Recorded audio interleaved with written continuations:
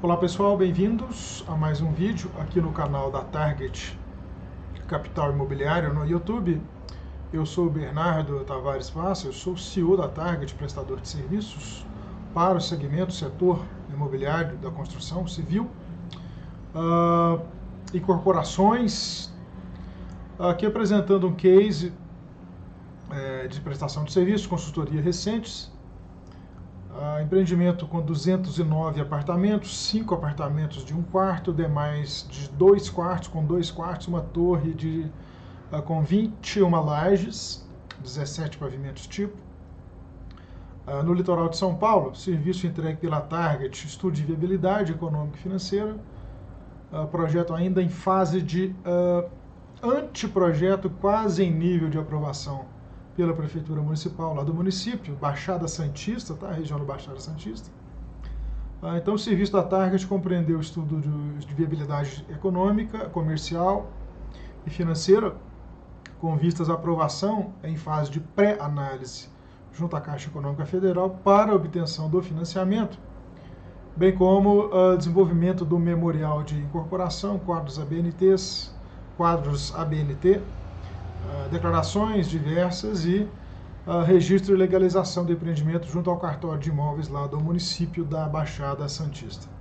Empreendimento composto, então,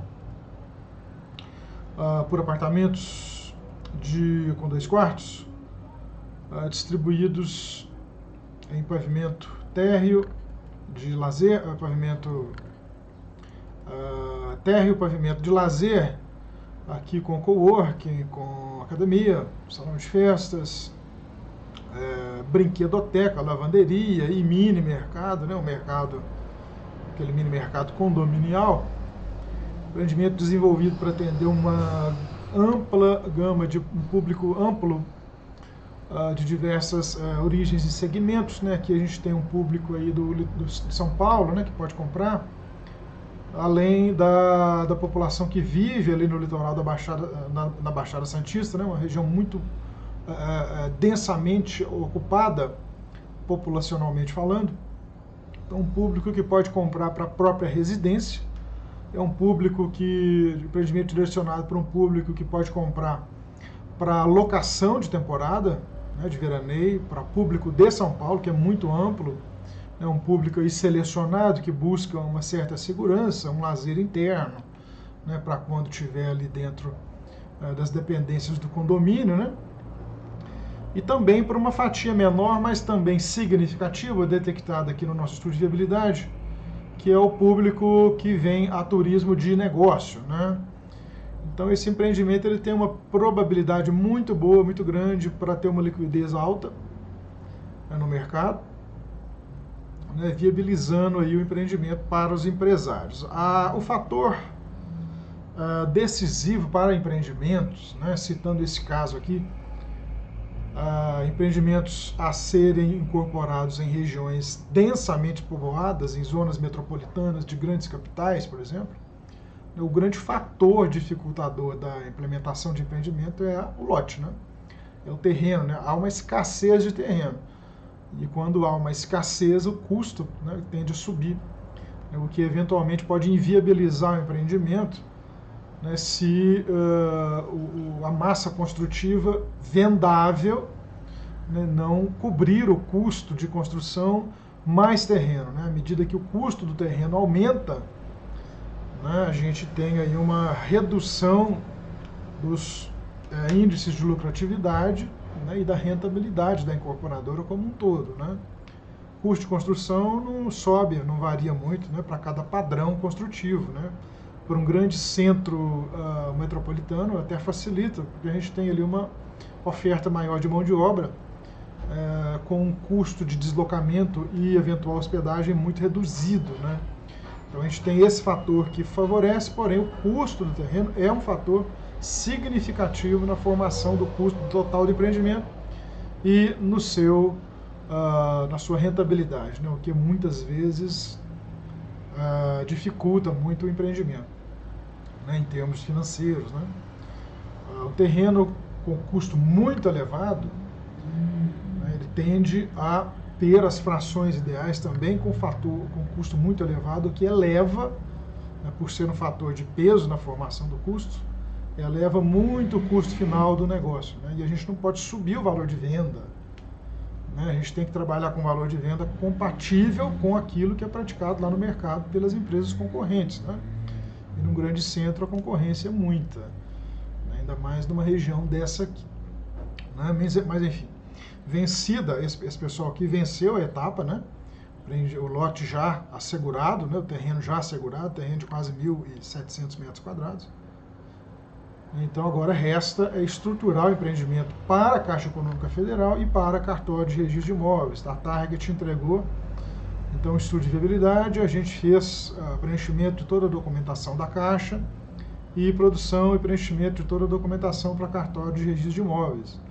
A gente está ainda aqui em fase de projeto ainda sem aprovação municipal, tá? Mas o memorial já ficou pronto, os quadros ABNTs prontos, né? A área de construção não vai mudar, né? O que falta colocar nesse projeto são cortes, né?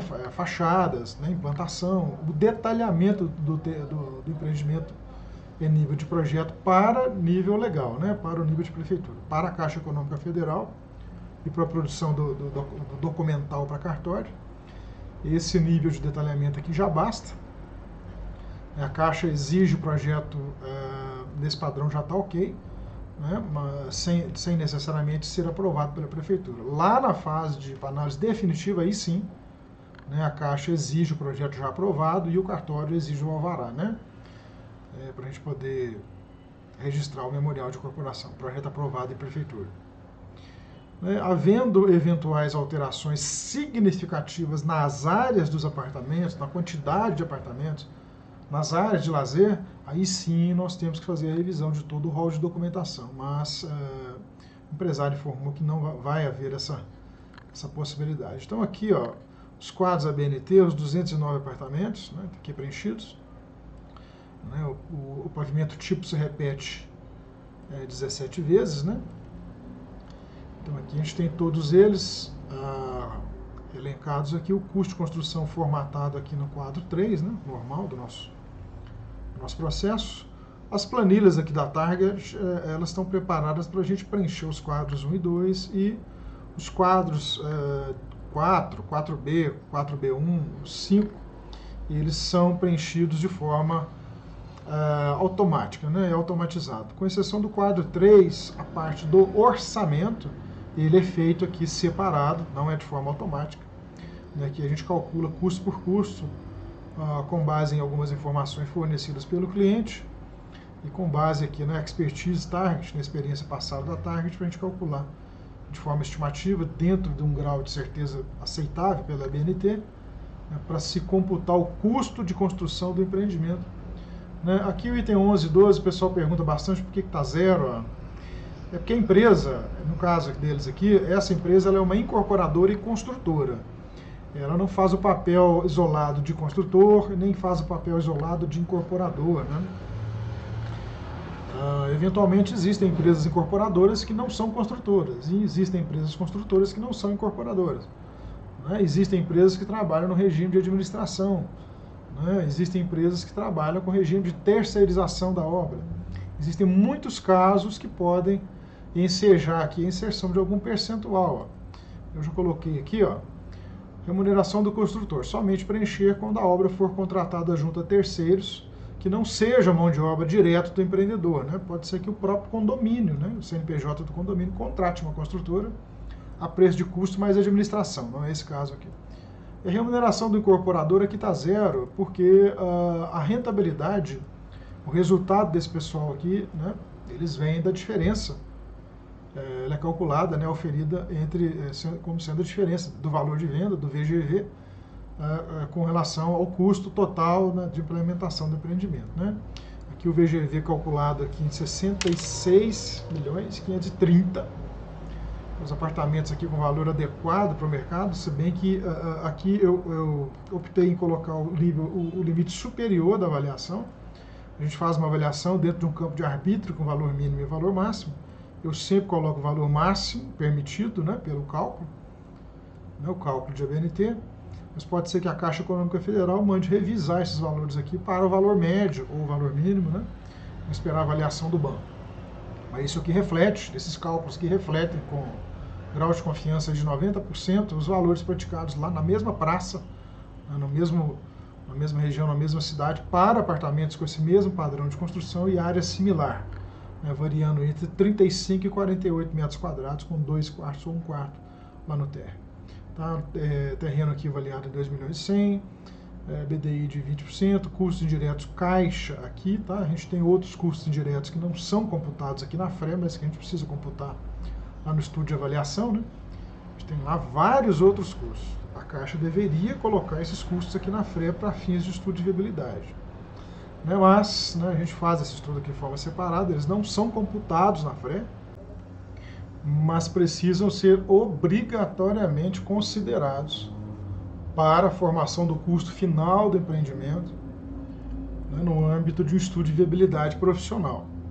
Né, eventualmente tem empreendimentos que na FRE são viáveis, né, eles se apresentam viáveis na FRE, né, mas lá no estudo de viabilidade não são tão viáveis assim, e às vezes são até inviáveis. Um exemplo desses cálculos, desses custos que não são computados pela FRE, são relacionados à tributação, né? Se você operar no regime especial, a gente tem aí 4% de dedução sobre a receita, né? Então a gente já arrancaria aí nessa obra com uma diferença, né, de 2.600.000, né, a menos do que o VGV colocado na FRE. Aí você tem uma série de outros custos. Eu vou mostrar para vocês aqui uma planilha que eu uso para fazer cálculo de custos diretos e indiretos de obra.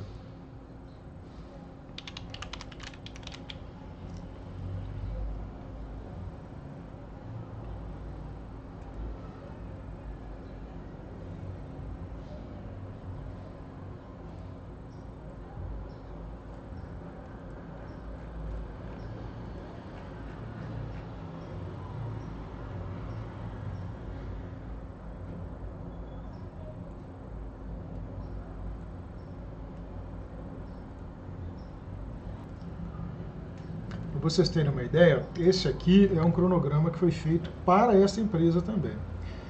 Então a gente colocou aqui todos os itens que são normalmente, né, necessários para você produzir um empreendimento dessa natureza, né? Na verdade, qualquer empreendimento da construção civil, você não obrigatoriamente vai passar por todas essas fases aqui, ó. Você não vai empreender na construção civil sem fazer um estudo de terreno, sem fazer uma diligência sobre dados de terreno, né, documento de terreno e do vendedor.